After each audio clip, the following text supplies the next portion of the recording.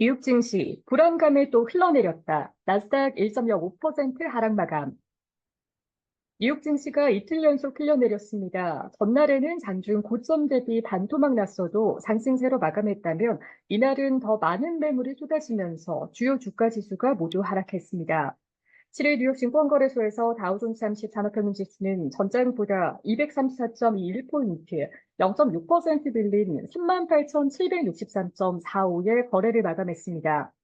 스탠더드 앤드 포어스 S&P 500 지수는 전장보다 40.53포인트, 0.77% 내린 5,199.5에, 나스닥 종합지수는 전장보다 171.05포인트, 1.05% 떨어진 16,195.81에 장을 마쳤습니다.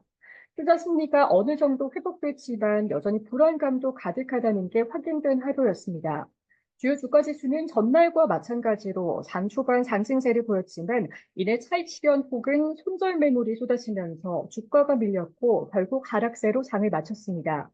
나스닥 지수의 경우 이날 하락 변동폭이 3%포인트에 달했습니다. 장중 2.1%까지 상승률을 확대했으나 매물 압박 속에 마이너스 1%까지 낙폭이 벌어졌습니다.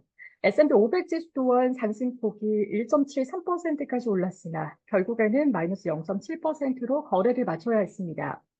아시아장에서 일본은행 부총재가 시장이 계속 불안정하면 금리 인상을 유보할 수 있다고 발언한 점이 투자 심리를 회복시켰습니다.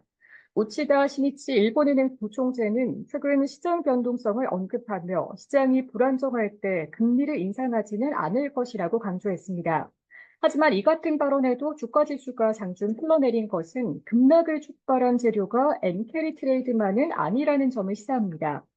알리안즈 투자운용의 찰리 리플리 수석투자전략가는 지난 며칠간 상황이 다소 진정됐다는 안심이 있었다면서도 엔캐리 트레이드에 대한 추가 완화와 지정학적 역풍 등 아직 알려지지 않은 재료들이 꽤 많다라고 말했습니다. 이날 미국의 10년물 국채 입찰이 부진했던 점도 주가에 하방 압력을 넣었을 것으로 해석됩니다. 현재 국채 금리는 연준이 경기 침체를 방어하기 위해 기준금리를 대폭 내릴 것으로 보고 산정된 가격대입니다.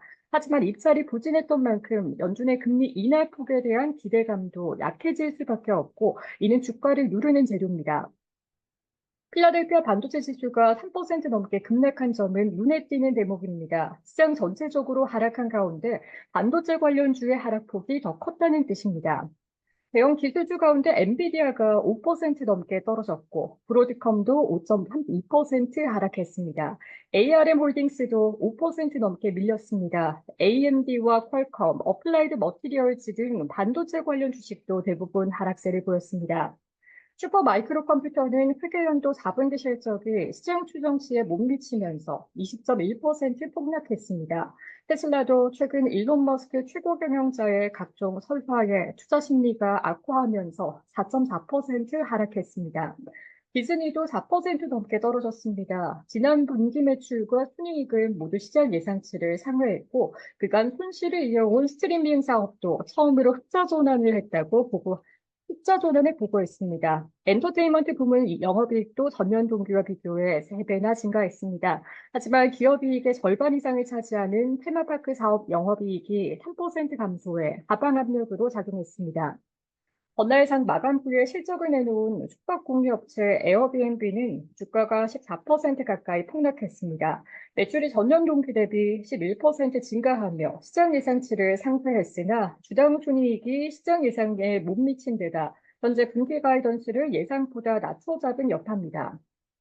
LPL 파이낸셜 초석 글로벌 전략가 퀸시 크로스비는 전날 S&P 500 11개 종목을 모두 끌어올린 반등세의 지속 여부는 아직 알 수 없다라며 시장에 투매 폭풍을 일으킨 우려가 해소됐는지 의문은 여전히 남아있다라고 말했습니다.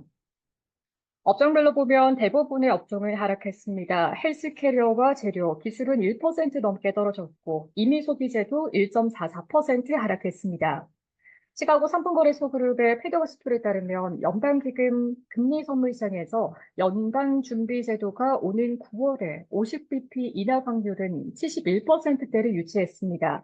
12월까지 기준금리가 100bp 인하할 확률은 43.5%, 125bp 인하할 확률은 35.9%를 기록했습니다. 시카고 옵션 거래소 변동성 지수는 전장보다 0.14포인트, 0.51% 오른 27.85를 기록했습니다.